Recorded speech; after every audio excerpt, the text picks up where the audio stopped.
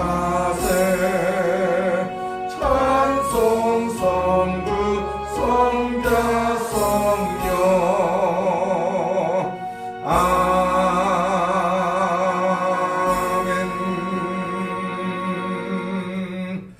전능하사 천지를 만드신 하나님 아버지를 내가 믿사오며 그 외아들 우리 주 예수 그리스도를 믿사오니 이는 성령으로 잉태하사 동정녀 마리아에게 나시고 본디오 빌라도에게 고난을 받으사 십자가에 못 박혀 죽으시고 장사한 지 사흘 만에 죽은 자 가운데서 다시 살아나시며 하늘에 오르사 전능하신 하나님 우편에 앉아 계시다가 저리로서 산자와 죽은 자를 심판하러 오시리라. 성령을 믿사오며 거룩한 공예와 성도가 서로 교통하는 것과 죄를 사하여 주시는 것과 몸이 다시 사는 것과 영원히 사는 것을 믿사옵나이다.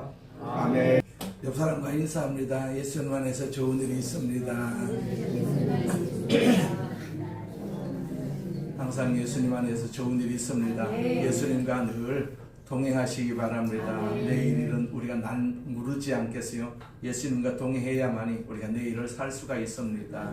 우리가 앞에 있는 구호 3번 선포합니다. 나는 하늘의 복 땅의 복을 받았습니다. 나는 하늘의 복 땅의 복을 받았습니다. 나는 하늘의 복 땅의 복을 받았습니다. 아멘. 전능하신 하나님 아버지, 우리를 하나님께서 택하여 주시고 이렇게 하나님 나라의 백성으로 삼아 주시고 지금까지 지키시고 지금까지 보호하시고 또 앞으로 인도하여 주심을 믿습니다. 우리가 전능하신 하나님을 믿는 하나님의 백성이 되었사오니 우리 아버지 하나님께서 이 시간에도 복을 주시옵소서. 우리 예수님의 살과 피를 하나님께서 허락하여 주셔서 우리 가운데 예수님의 생명이 있게 하여 주옵시고 하나님의 영원한 생명이 있게 하여 주셔서 우리가 이 땅에 뿐만 아니라 천천국에서도 영원히 사는 복된 삶을 허락하여 주심을 감사합니다. 우리 모두가 다 천국 백성이오니 이 시간을 통해서 주님 앞에 찬송합니다. 감사합니다. 예배를 받으시고 또 이 자리에 참석하지 못한 우리 성도들에게도 동일한 은혜가 있게 하여 주옵소서. 예수님의 이름으로 기도드립니다. 아멘. 요한복음 9장 1절부터 7절까지 말씀을 가지고 보냄을 받았느니라 라는 제목으로 같이 은혜를 나누고자 합니다. 자, 우리는 예수님을 잘 알고 계시지 않겠어요? 잘 알고 있기 때문에 예수님을 믿었고 예수를 믿고 나서 우리가 더욱더 예수님을 더 많이 알아가고 있습니다. 자, 그런데 우리가 예수님을 잘 알고 계신다면 그분은 매우 행복한 분이었다라고 생각을 하십니까? 아니면 아주 불행한 분이었다라고 생각을 하십니까? 예수님이 이 땅에 계실 때 우리가 그분을 만나서 신뢰를 무릅쓰고 예수님 당신은 행복하십니까? 그렇게 여쭈었다면 예수님은 어떻게 대답하셨을까요? 아마도 빙글에 미소를 지으면서 나보다 행복한 사람이 어디 있겠니? 아마 그렇게 대답을 하셨을 것입니다. 그분이 행복한 이유가 무엇이었습니까? 오래 사셨기 때문입니까? 그렇지 않지 않습니까? 그분은 불과 33년이라는 짧은 생애를 사셨어요. 그렇다고 그분의 인생이 순탄한 삶이었다는 것도 아니지 않겠어요? 그 짧았던 그분의 인생은 고난으로 가득한 가시밭길이었습니다. 그럼에도 불구하고 그분의 삶이 행복이었다, 행복한 삶이었다라고 우리가 추정할 수밖에 없는 이유가 있습니다. 자, 그분은 자신이 무엇을 위해서 살고 있으며 또 무엇을 위해서 죽어야 하는가를 분명히 아셨기 때문이죠. 그분의 마지막 기도 중에 이런 대목이 있지요. 예수께서 체포되시기 직전에 아버지께서 내게 하라고 주신 일을 내가 이루어 아버지를 이 세상에서 영화롭게 하셨사오니 라고 기도하셨습니다. 이 땅에서의 주님의 삶은 하루하루가 바로 이 사명을 성취하는 과정이었고 그분은 마침내 이 사명을 성취했노라고 그렇게 선언하신 것을 볼 수가 있습니다.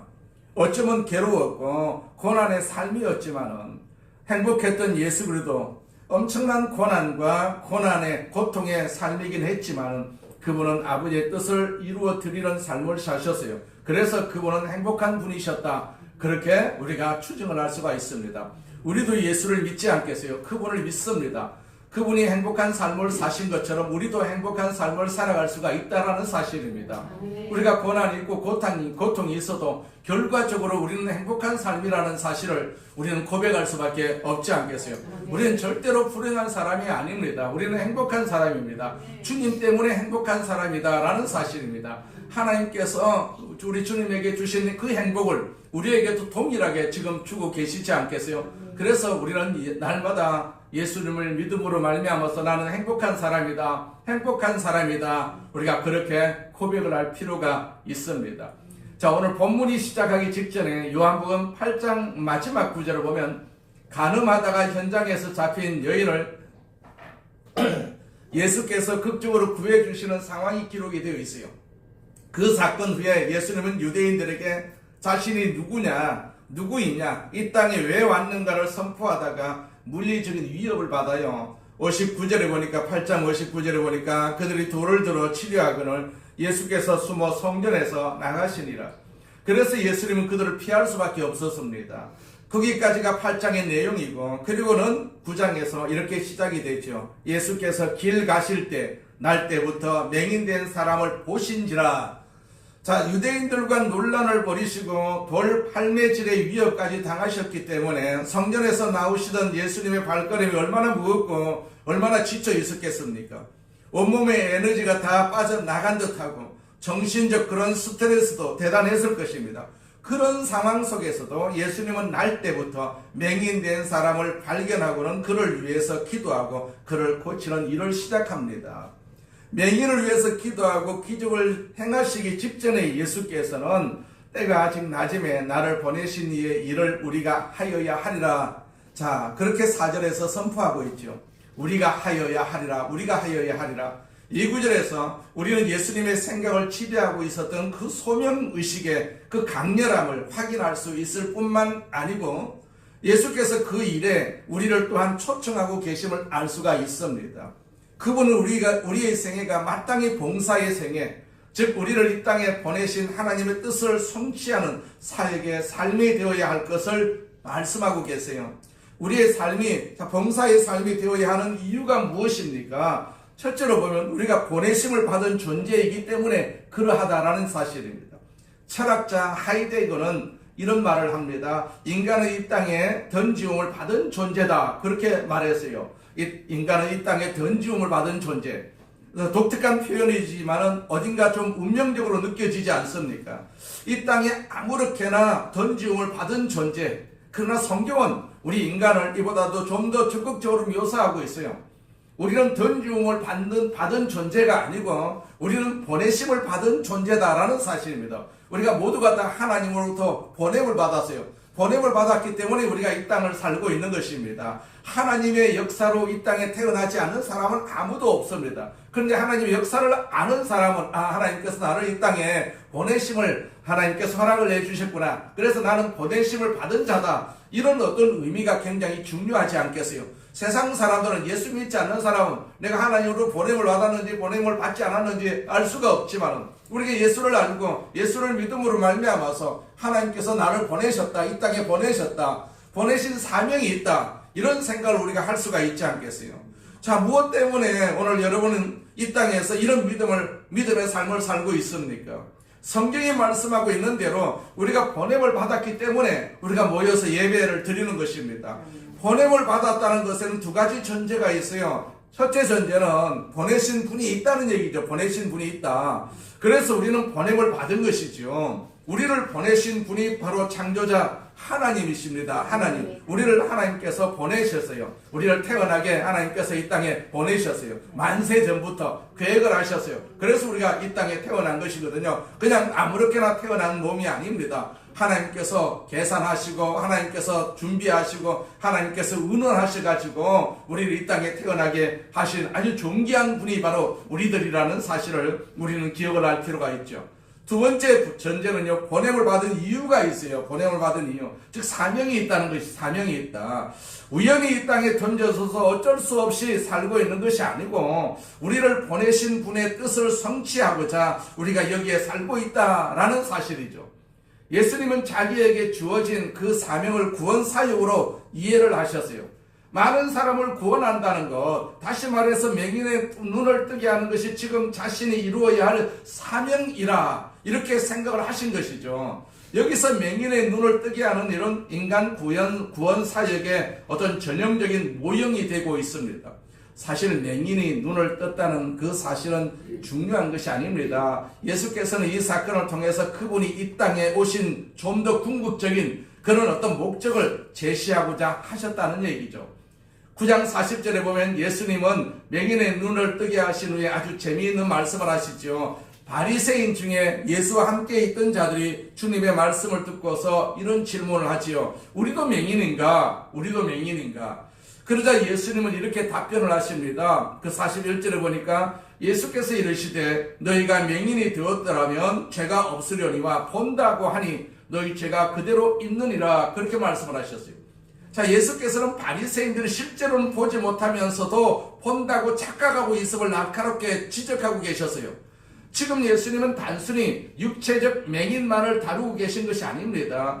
맹인된 사람의 눈을 뜨게 해주심으로써 예수님은 자신이 이 땅에 오신 목적을 지금 보여주고 계시거든요. 여러분, 구원받는다는 것이 결국 무엇입니까? 쉽게 말하면 영적인 그런 암흑 속에 놓여있는 인생, 즉 어디에서 와서 왜 살고 어디로 가는지도 모르고 삶의 목표가 무엇인지도 모르고 방황하는 그런 사람들에게 영적인 눈을 뜨게 해서 빛 대신 주님을 보게 하고 새로운 눈으로 세상을 바라보게 하는 것이 바로 구원이거든요. 이것을 위해서 주님께서 이렇게 보냄을 받으셨다 그렇게 말씀하고 계세요. 자, 성경은 예수님이 이 땅에 오신 이유를 설명하는 대목마다 인자라는 그런 표현이 등장을 합니다. 누가복음 19장 10절에 보면 인자가 온 것은 잃어버린 자를 찾아서 구원하려 함이니라 그런 말씀을 하셨어요. 자, 예수님은 사람들을 구원하기 위해서 이 땅에 오셨어요. 사람으로 오셨어요. 그래서 인자다 그렇게 말씀하고 있지 않겠어요? 그래서 본문에서도 맹인의 눈을 뜨게 하는 이 자체보다도 더 중요한 것은 그의 영적인 눈을 뜨게 해서 창조주 하나님을 바라보게 하고 하나님과의 관계 속에서 새로운 삶을 살게 함으로써 구원 사역을 이루는 것이죠. 예수께서는 오늘 본문 7절에서 실로암이라는 아주 인상적인 장소에서 맹인의 눈을 치료를 하십니다. 실로암은 번역을 하면 성경에도 기록이 되어 있죠. 보냄을 받았다 그런 뜻을 가지고 있어요. 자, 그러므로 실로암 자체가 그래도 이 생애를 상징하고 있다라고도 볼 수가 있죠. 보냄을 받았다. 실로암이 예수님도 하나님으로부터 보냄을 받은 그러한 하나님이시죠. 그분은 보냄을 받아서 이 땅에 오셨어요. 맹인의 눈을 뜨게 해서 창조주 하나님을 바라보게 하고 그 인생의 참된 목표를 보게 하기 위해서 보내심을 받았어요. 그런데 그 예수님께서 어느 날 제자들에게 이렇게 선언을 하세요. 요한복음 20장 21절에 보니까 아버지께서 나를 보내신 것 같이 나도 너희를 보내노라 그런 말씀을 하셨어요. 주께서 잃어버린 영혼들을 구원하기 위해서 이 땅에 오신 것처럼 그분을 통해서 구원받은 모든 사람의 삶에도 분명한 하나님의 뜻이 있다는 얘기죠. 예수님이 보내심을 받은 것처럼 지금 그분은 우리를 보내고 계십니다. 우리를 보내고 계십니다. 이 땅에 보내고 계십니다. 그러므로 우리는 하나님께 쓰임받기 위해서 이 땅에 보내심을 받았다는 사실을 분명히 인식을 할 필요가 있다는 얘기입니다. 우리가 하나님이 의도하신 사역에 내 생애를 바쳐서 살아야 할 이유가 무엇입니까? 우리는 보내심을 받은 존재이다라는 얘기입니다. 보내심을 받은 존재에는 반드시 할 일이 있다, 사명이 있다라는 사실입니다. 사명이 있다. 우리는 이 사명의식을 항상 생각하면서 살아야 돼요.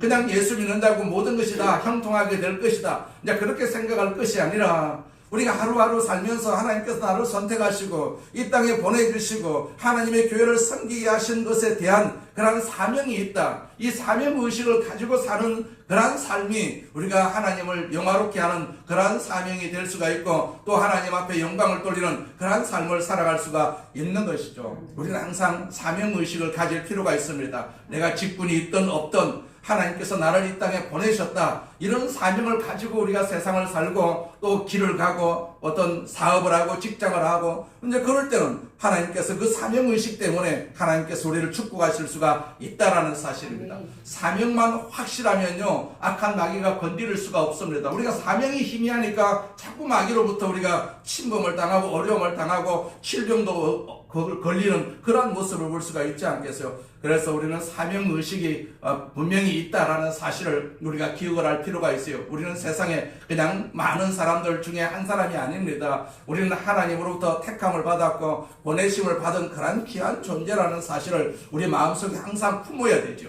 그래야 마귀가 한 길로 왔다가 일곱 길로 도망을 갈 수밖에 없고, 질병도 우리가 쉽게 걸리지 아니하고 질병도 이길 수가 있고, 우리가 그 하나님의 능력으로 하나님의 뜻을 이루면서 살아갈 수가 있는 것이죠. 둘째로는요, 우리가 아니면 아무도 할 수가 없는 일이기 때문입니다. 자, 맹인의 눈을 뜨게 하는 일은 주님만이 할 수가 있는 일이었거든요. 왜 주님만이 그 일을 하실 수가 있습니까? 그분이 창조자이시기 때문에 그러하거든요. 창조자이시기 때문에. 누가 맹인의 눈을 뜨게 할 수가 있습니까? 인간으로서는 아무도요 그 일을 할 자가 없어요. 그 일을 할 수 있는 분은 오직 하나님 한 분뿐이십니다. 왜 그렇습니까? 그분은 창조자이시기 때문에 그러하거든요. 자, 맹인은 예수님이 하나님께로부터 보냄을 받은 분이라는 사실을 알았어요. 그래서 눈을 뜬 후에 그는 요한복음 9장 32절 33절에 보면 세상이 생긴 이후로 지금까지 성경으로 태어난 사람의 눈을 뜨게 했다는 말을 들어보지 못했습니다. 이분이 만일 하나님 보내서 오신 분이 아니라면 도저히 이런 일을 할 수가 없었을 것입니다 라고 바리새인들 앞에 간증을 하는 것을 볼 수가 있어요. 예수는 많은 병자들을 고치셨지만 늘 같은 방법으로 환자들을 대한 것은 아닙니다. 오늘 본문에서도 그분은 아주 독특한 방법으로 맹인의 눈을 치유하시지 않겠어요? 어떻게 치유하십니까? 진흙을 이겨가지고 맹인의 눈에 바르셨다, 그렇게 기록을 하고 있어요. 자, 벵겔이라는 유명한 신학자는 이 대목을 언급하면서 이런 말을 합니다. 예수께서는 왜 진흙으로 맹인의 눈을 치유하셨는가? 태초에 진흙으로 인간을 창조하신 바로 그분께서는 지금 동일한 재료로 인간을 치유하심으로써 그분의 창조 사역을 선포하고 계신 것이다, 그런 말을 했어요. 즉 흙으로 인간을 만드셨던 그 하나님께서 맹인의 눈에 흙을 바르시면서 내가 너를 창조했던 하나님이다 하는 메시지를 전달하고 계신다라는 사실이죠. 우리가 너무 흔하게 들은 이야기지요. 아주 추운 겨울에 디트로이트시에서 가장 유명한 자동차 정비사가 아침에 출근을 하다가 그만 차가 고장이 났어요. 자기가 타고 있는 차가 고장이 났어요. 길가에 세워놓고 이곳저곳 어디가 잘못되었는지 살펴보아도 원인을 찾을 수가 없습니다. 날씨는 춥고 어떻게 손을 써야 할지 몰라 난감해하고 있는데 그 차 옆으로 세단 한 대가 지나다가 앞에 멈춰섰어요. 노신사가 차에서 나오더니 도와드릴까요 합니다. 이 정비사는 가만히 생각하기로 이 도시 제1의 정비사인 나도 쉽게 고치지 못하는 것을 누가 고칠 수가 있겠는가, 이런 마음을 감춘 채 그 노신사에게 그 정비 자리를 내어줍니다. 그 노신사는 몇 군데 이렇게 만져보더니 시동을 걸어보라고 합니다. 시동이 걸려요. 신기한 일이었지 않겠습니까? 그래서 선생님 누구십니까? 그렇게 물으니까 그 노신사가 명함을 한 장 건네줍니다. 그 명함에는 헨리 포드라는 이름이 새겨져 있었어요. 그 차를 만든 분이 그 차를 고치신 것입니다. 자동차를 만든 사람이 그 자동차를 고칠 수가 있듯이 나를 지으신 하나님께서 나를 고칠 수 있다는 사실을 우리가 믿어야 되지 않겠어요?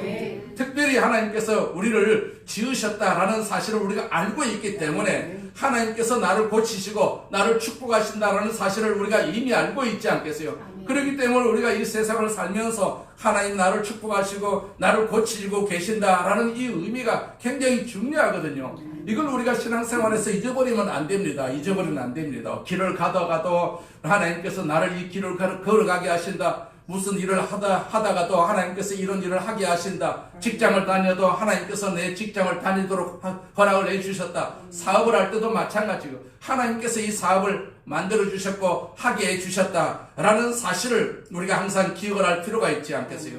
우리의 창조주 하나님께서는 구원자로 이 땅에 오셨어요. 그분이 바로 예수 그리스도이십니다. 흙을 이겨서 생기를 불어넣고 여러분을 인간으로 창조하신 그 하나님, 그분은 지금 여러분이 무엇 때문에 괴로워하고 무엇 때문에 방황하고 무엇 때문에 인생의 목표를 잃어버리고 헤매고 있는 그 이유를 다 알고 계세요. 다 알고 계십니다. 그분은 지금도 우리 곁으로 다가오셔서 치료를 하기를 원하고 계십니다. 날마다 우리는 치료를 받습니다. 우리가 병원이 특별히 아파서 병원에 가는 일은 치료받기 위해서 가지 않겠어요. 그런데 병원에 안 가도 하나님께서 나를 언제든지 치료하고 계신다라는 사실을 우리가 믿어야 됩니다. 그 믿음이 굉장히 중요합니다. 허리가 아파도 하나님께서 내 허리를 지금 치료하고 계신다. 무릎이 아파도 하나님께서 내 무릎을 치료하고 계신다. 머리가 아파도 지금 내 머리를 하나님께서 치료하고 계신다. 우리가 아프면 병원으로 쫓아가듯이 아프면 하나님 앞에 하나님 나를 치료해 주시옵소서. 내가 잠을 못 자고 있습니다. 잠자게 해 주시옵소서. 우리가 자꾸 치료를 요구를 할 필요가 있습니다. 왜냐하면 하나님께서 나를 만드셨기 때문에 그러하다라는 얘기입니다. 우리 장로님도 만드시고 우리 권사님들도 만드시고 우리 집사님들 다 만드셨어요. 그렇기 때문에 하나님께서는 늘 관심을 가지시고 이렇게 치료하시기를 원하고 계시거든요. 그들을 증거하기 위해서 그분보다 먼저 보내심을 받았던 세례 요한에 대해서 성경은 이런 말을 하죠. 그는 이 빛이 아니요 이 빛에 대하여 증거하러 온 자다, 그렇게 말했어요. 놀라운 증언이 있죠.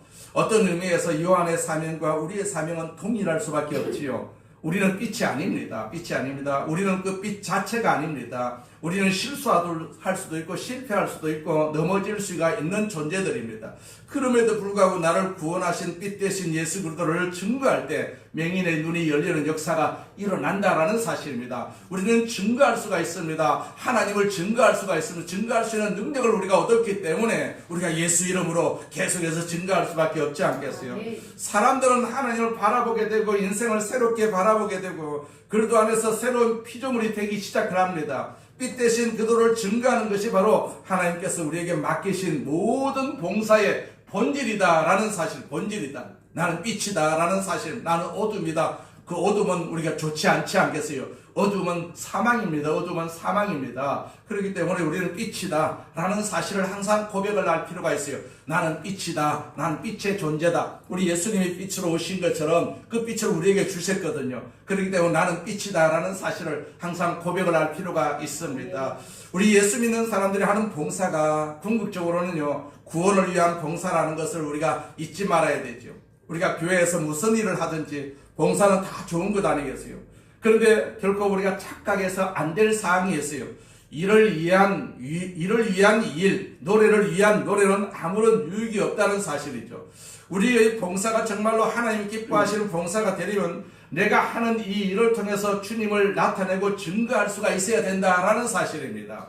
우리가 교회 오는 것도 주님을 증거하기 위해서 교회 오거든요. 주님을 증거하기 싫어하는 사람은 교회 오지 못합니다. 그런데 우리는 교회를 옵니다. 그냥 오는 것이 아니라 주님을 증거하기 위해서 우리가 교회를 오거든요. 우리의 발걸음마다 성령님께서 같이 동행을 해주시기 때문에 교회 오는 것을 하나님께서 굉장히 기뻐하실 수밖에 없지 않겠어요? 예배 드리는 것을 굉장히 기뻐하실 수밖에 없습니다. 예배 드리지 아니하고 교회도 오지 아니하고 세상살이에 바쁜 사람은 하나님께서 싫어하시고 하나님께서 관심을 가지지 아니하십니다.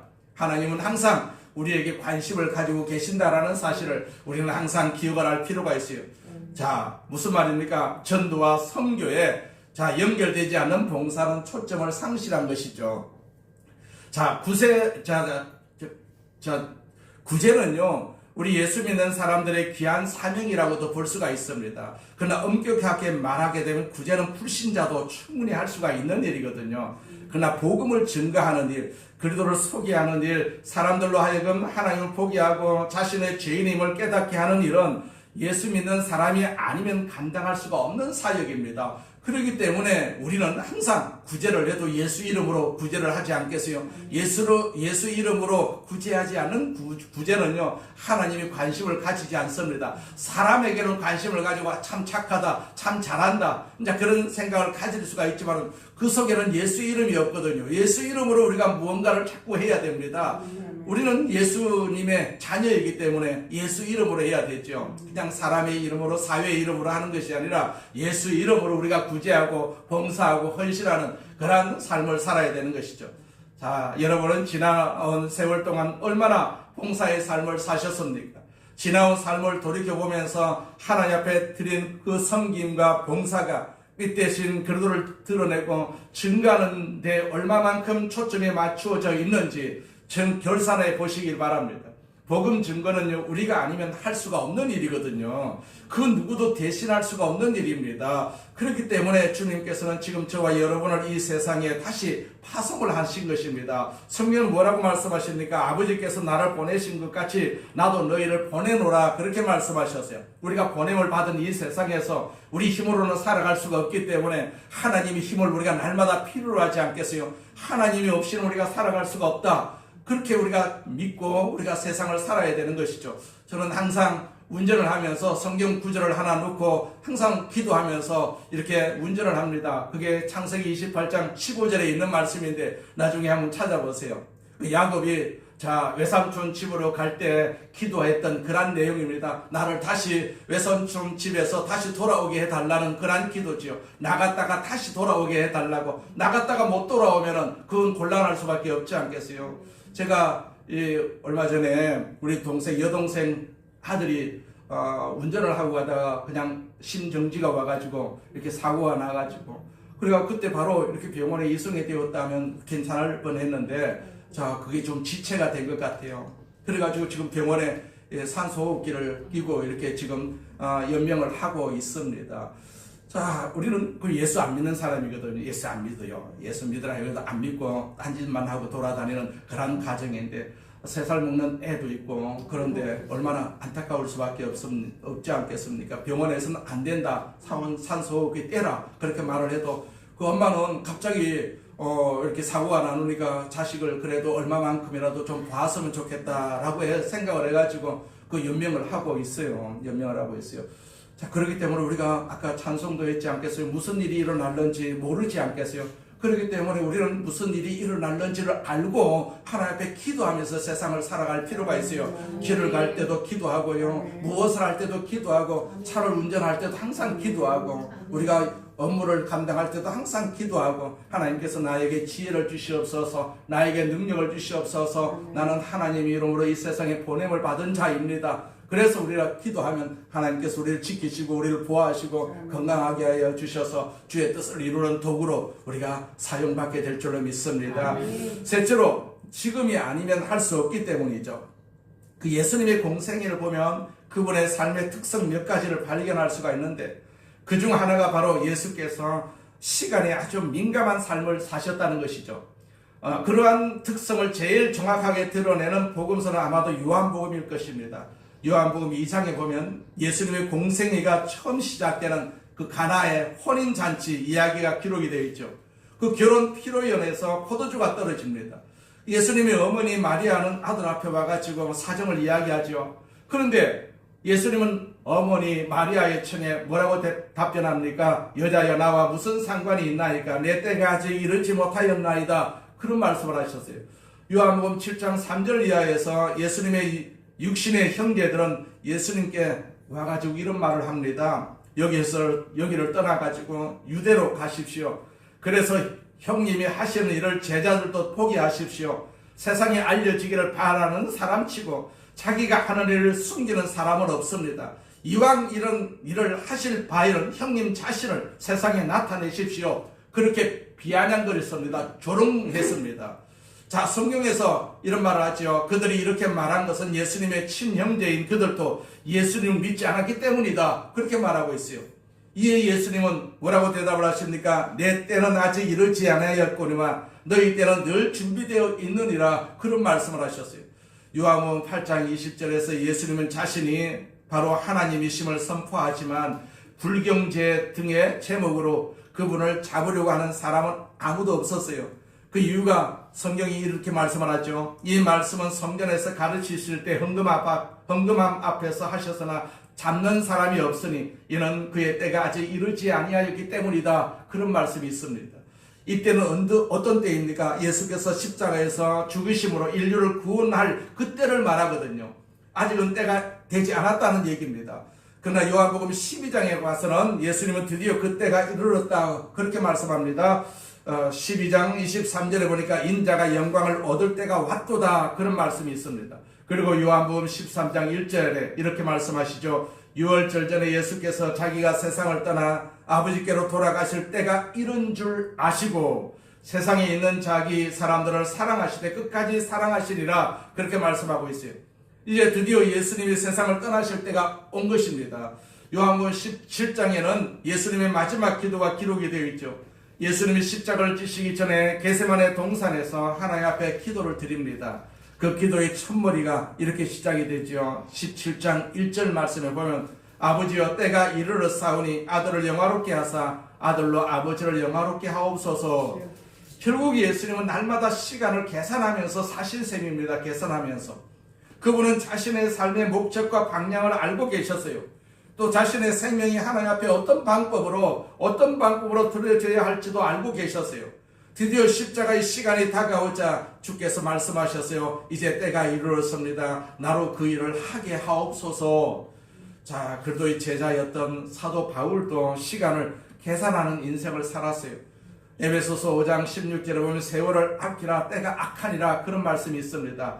여기서 세월을 아끼라 이 말은 원문 그대로 번역을 하면 세월을 구원하라라는 뜻이면 구원하라, 시간을 아끼십시오 그 뜻이거든요. 이 시대는 악하지 않습니까? 악합니다. 우리가 자칫 잘못하면 이 악한 세상에 속할 수가 있단 말입니다. 그렇기 때문에 세상이 악하니까 우리가 세상에 보내는 그 시간을 아낄 필요가 있습니다. 우리는 세상에 시간을 두는 것이 아니라 하나님께 시간을 자꾸 두어야 되지요. 이 시대를 따라가면 안 됩니다. 잃어버린 세월 될 수밖에 없고 잃어버린 시간 될 수밖에 없고 잃어버린 영혼만큼이나 비참하다는 사실을 우리가 너무나도 잘 알고 있지 않겠어요? 자, 하나님께서 주신 분명한 목적과 소명을 성취하기 위해서 자, 우리는 얼마나 전력을 다하고 있습니까? 혹시 낭비하는 시간, 낭비하는 인생을 살고 있지는 않습니까? 믿음의 시간이 그만큼 중요하다는 사실을 우리는 깨달아야 될 줄로 믿습니다. 믿음으로 살다가 믿음으로 죽어야 되지요. 우리가 불신으로 살다가 불신으로 죽으면 그 지옥일 수밖에 없지 않겠어요? 사람은 다 죽을 수밖에 없습니다. 하지만 우리는 믿음으로 살아야 되지 않겠어요? 하나님께서 우리에게 믿음을 주셨어요. 믿음으로 살라고 우리에게 선택을 주셨어요. 그렇기 때문에 끝까지 믿음으로 살아야 되죠. 손양원 목사님의 딸이 쓴 나의 아버지 손양원 목사라는 책이 있어요. 물론 손 목사님은 자기 두 아들을 죽인 원수, 그 자익 학생들이죠. 그 중에 양자를 삼은 사람이 있어요. 양재선이라고 하는. 그 양자로 삼은 것으로 잘 알려진 분이시지만은 이런 극적인 사건 하나가 그를 위대하게 만든 것은 아닙니다. 그는 매일매일을 순교적으로 사신 분이었어요. 손양원 목사님이 소천하기 직전에 남긴 최후 설교 한 편이 있는데 그 설교 제목이 바로 죽도록 충성하라 라는 제목이라고 해요. 설교는 이렇게 시작을 한다고 합니다. 사랑하는 성도 여러분, 땀 흘려 일하십시오. 눈물을 흘려 기도하십시오. 피 흘리기까지 죄와 더불어 싸우십시오. 열과 성을 다하여 전도하십시오. 이것이 충성입니다. 이것이 순교입니다. 그래서 땀이 귀하고 피가 귀한 것입니다. 오늘 하루만 내 날이요. 지금 이 시간만이 나의 시간인 줄을 아는 자는 날마다 충성할 것입니다. 그 사람은 시간마다 순교하는 사람일 것입니다. 그런 내용입니다. 여러분, 날마다 순교하는 자세로 시간과 생애를 주 앞에 드렸던 이 손 목사님의 생애를 보십시오. 여러분, 하나님께서 여러분에 맡겨주신 일이 무엇인지 아십니까? 그리고 그 일을 위해서 오늘 하루를 온전히 드리고 있다고 고백하실 수가 있습니까? 자, 신체 장애인으로서 세계적으로 유명한 전도자가 된 조니 에릭슨이라는 미국 여성이 있습니다. 그는 청소년 시절에 다이밍을 하다가 그만 실수로 전신 장애를 입게 되었어요. 사고를 당한 몇 년 동안은 불평도 하고 자기 인생을 저주하면서도 고통스러운 시간을 보냈어요. 그러다가 어느 날 갑자기 하나님 앞에 이런 기도를 합니다. 하나님, 저는 손가락 하나도 제대로 움직일 수가 없는 전신 장애자입니다. 그러나 이런 형편으로도 내가 할 수 있는 일이 있다면 이제는 하나님을 원망하지 않겠습니다. 이런 기도를 했습니다. 그래서 자신이 할 수 있는 일이 무엇인가 생각하기 시작합니다.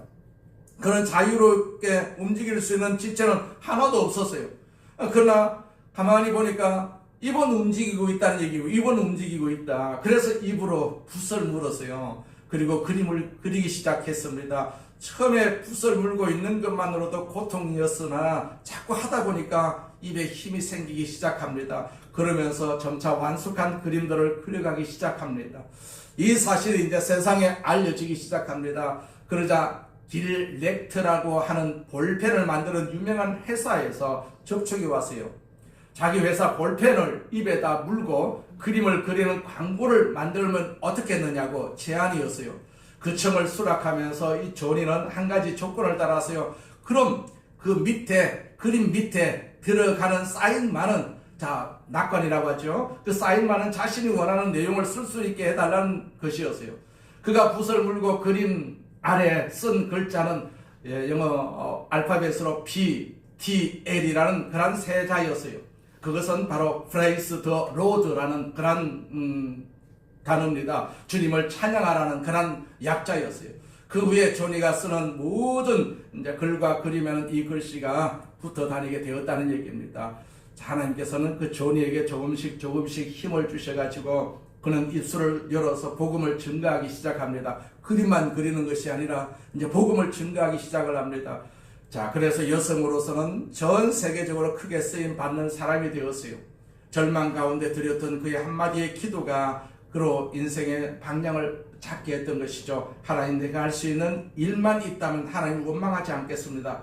그는 연약하지만은 하나님의 강한 손에 붙들린 그릇이었다라는 사실이죠. 하나님께서는 우리를 사용하기를 원하고 계세요. 내가 하든 안 하든 하나님 나를 사용하여 주시옵소서. 내가 사용받는 그릇이 되기를 원합니다. 우리가 날마다 그렇게 기도해야 될 줄로 믿습니다. 내 몸이 좀 아파도 내 몸이 좀 불편해도 내가 연약해도 하나님 나를 사용하여 주시옵소서.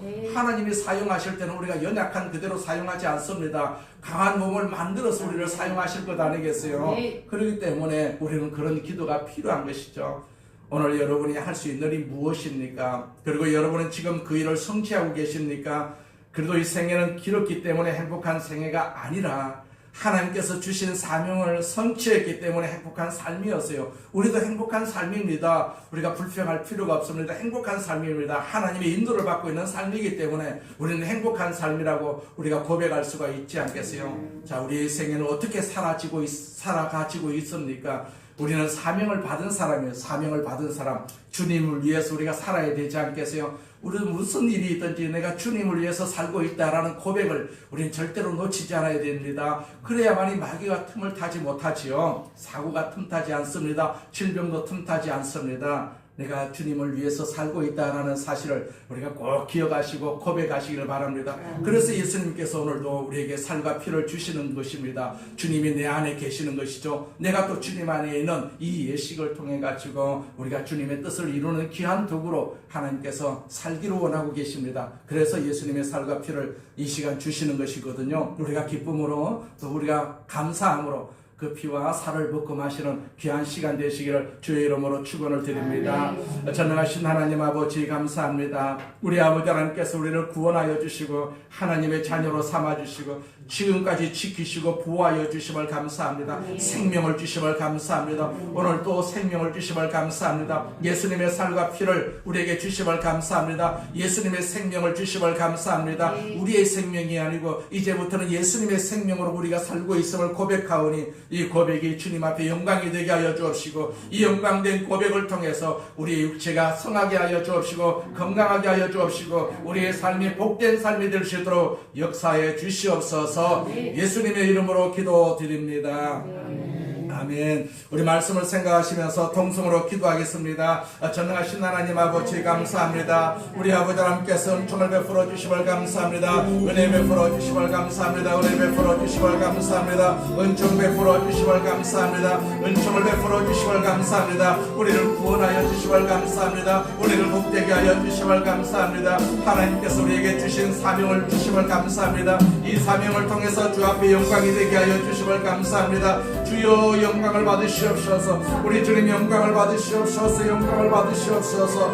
우리 아버지는 영광을 받으시옵소서. 영광을 받으시옵소서. 오 전능하신 하나님 아버지 우리를 끝까지 사용하여 주셔서 주의 뜻을 이루게 하여 주옵소서. 주의 뜻을 이루는 귀한 도구로 사용받게 하여 주시옵소서. 하나님 예수의 살과 피를 먹고 마십니다. 우리 안에 예수님 계십니다. 마귀는 떠나갈지어다. 마귀는 떠나갈지어다. 생명이 우리 가운데 임하여 주심을 감사합니다. 사망의 권세는 떠나갈지어다. 사망의 권세는 떠나갈지어다. 예수의 권세가 생명의 권세가 하늘의 권세가 우리 가운데 넘치도록 하나님께서 인도하여 주심을 감사합니다. 주님 홀로 영광을 받으시옵소서. 주님 영광을 받으시옵소서. 우리 주님 영광을 받으시옵소서. 우리 주님 영광을 받으시옵소서. 우리 장로님 사용하여 주옵시고 우리 권사님들을 사용하여 주옵소서. 우리 안수임사님들을 사용하여 주옵소서. 우리 집사님을 사용하여 주시옵소서.